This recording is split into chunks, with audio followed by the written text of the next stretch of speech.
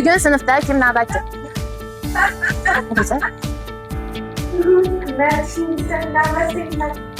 Darsimizda nimani o'rgangan edik? Avvalgi darsimizda nimani o'rgangan edik? Tarmoq komponentlari, tarmoq komponentlari.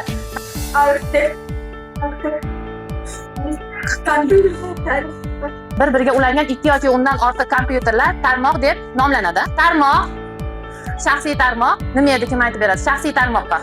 O'zini ma'lumotlar kompyuterda ishlaganini printerda chiqarish. Shaxsiy bu o'zi to'liq ismi shaxsiy hududiy tarmoq. Bu printerlardan o'zini ma'lumotlarini chiqarish. Lokal tarmoqqa. Kompyuterda televizorga ulash. Ya, shaxsiy tarmog'ida lokal tarmoqqa mana shu sinfdagi hamma kompyuterlar. Bildingmi? Xo'p. Global tarmoqqa. Dunyodagi internetdagi kompyuterlar bir global tarmoqqa. Kamga nima?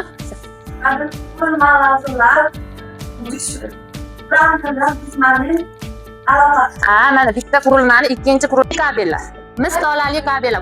Rangli simlardan, mana rasmda edika tuzilgan bo'ladi. Mis tolali kabellar. Biz foydalanayotgan nechta turga bo'linar ekan? Robiya. Kabellarga.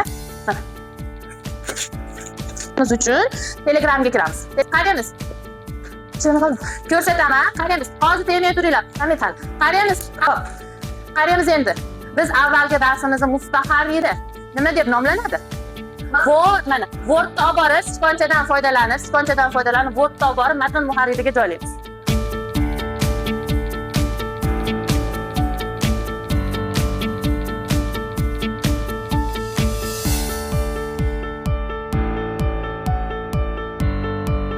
Mana 8 ta bo'libdi, to'g'ri. Barakalla mana. Robiya bo'ldimi? Javobini yubormay turinglar. Endi Osiyodiki. Qurilmasi nima deb nomlanadi? Klaviatura. Ma'lumotlarni kiritish qurilmasi klaviatura deb nomlanadi.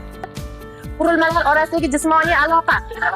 Nima edi? Kabel uchun bir-biriga ulangan ikki yoki undan ortiq kompyuterlar mana rasmda ham ko'rinib turibdi, tarmoq deb nomlanadi. Matn muharriri Word.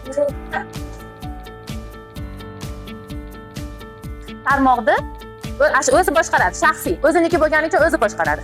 Ikkinchisi, lokal tarmoqni bir nechta kompyuterlar bir-biriga bog'langan ekan. Yana hozir biz avval ko'rdik-ku, takrorlashdi. Hammamizni bitta kim boshqardi? Rustam aka mana kompyuterga lokal tarmoq ulanganligi uchun Rustam aka boshqardi, to'g'rimi? Xo'p, endi global tarmoq boshliqlari Beeline, Ucell, Uzmobile, to'g'rimi? Shular boshqaruv yo'q bo'lsa, internet yo'q bo'lsa ishlash bor bo'ladimi? Yo'q bo'ladimi, Jamshid? Global butun dunyodagi tarmoqda internetdan foydalanganimiz uchun tarmoq nimaligini bildik-a? Takrorlash bilimlarning onasi. Tarmoq nima ekan? Tarmoq. Mulisa. Tarmoq nima edi? Ulangan.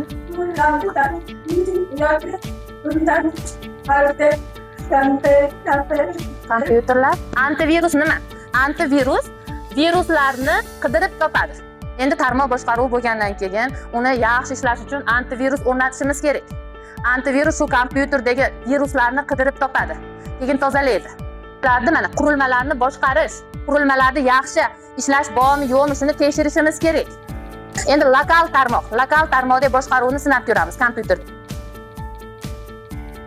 Hammasi buni bog'lanishga mana kabeldan foydalanib, mana shunday mana router degan mana bu qurilmamiz bor, shu kompyuter hammasi bir-biriga kabeldan foydalanib. Muxlisa 5-raqam ekan. Hozir ekranda u plikkarsni ham o'rnatib qo'yganmiz. Shunda plikkars test tuzib chiqaman men, shu yangi mavzuga mosla. Shu testni to'g'ri javob, misol A javob bo'lsa, A tomonini ko'rsatasizlar, telefon skanerlaydi, to'g'rimi, xatomi aytib beradi. Izzatullo, Robiya, 8-B sinf deb keyin sizlarga raqamlar kiritib chiqqanman. Birinchi raqamga misol Abdurahmon, ikkinchi raqamga Diyora deb mana. Endi mana test keyin men test tuzib chiqqanman. Buni test tuzib saqlaganman. Tarmoq boshqaruvi nechta turga bo'linadi? To'g'ri javobni ko'rsatasizlar, men skaner qilaman. To'g'ri, Abdurahmon to'g'ri. Birinchi o'qituvchi to'g'ri, ikkinchi o'qituvchi to'g'ri. Osiyo to'g'ri, Muxlisa, Robiya hamma to'g'ri javob berdi, Muxlisa to'g'ri. Opaga qarab ko'rsatamiz. Qani kim to'g'ri javob berdi? Jamshid xato. Jamshid bilan Osiyo xato berdi. Qolganlarga bittadan kartochka berdik-a? Birinchisida ham. Osiyo birinchisiga xato berdi. Sizlarga to'g'ri. To'g'ri olarkan. Jamshid Jamshid Robiya xato deyapti. Robiyaniki xato ekan. Qaysini ko'rsatdi Robiya?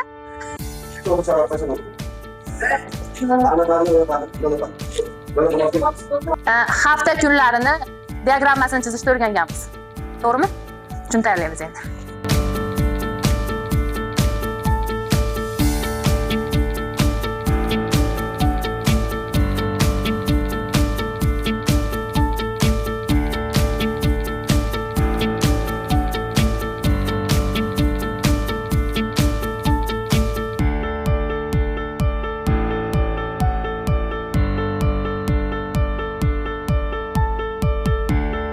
Yozish kerak. Dushanba kuni 1, seshanba 2, chorshanba 3. Yaxshi, barakalla. Abdurahmon birinchi bo'lib 5, barakalla. Uchinchi bo'lib Muxlisa, birinchi bo'lib Abdurahmon, ikkinchi bo'lib Muxlisa, uchinchi bo'lib Izzatilla tayyorladi. Excelda diagrammani tayyorlab. Barakalla. Bularga bittadan 5 oshdi. Bugungi darsimiz tamom bo'ldi. Keyingi darsga kalit so'zlarimiz borda. Bugun yangi o'rgandik. Firewall hamda antivirus. Keyin yana davom ettiramiz. Tarmoq xavfsizligi keyingi darslarimizda bor. Shunda antiviruslarni, shu firewalllar nimaga kerakligini o'rganamiz. Vazifa kalit so'z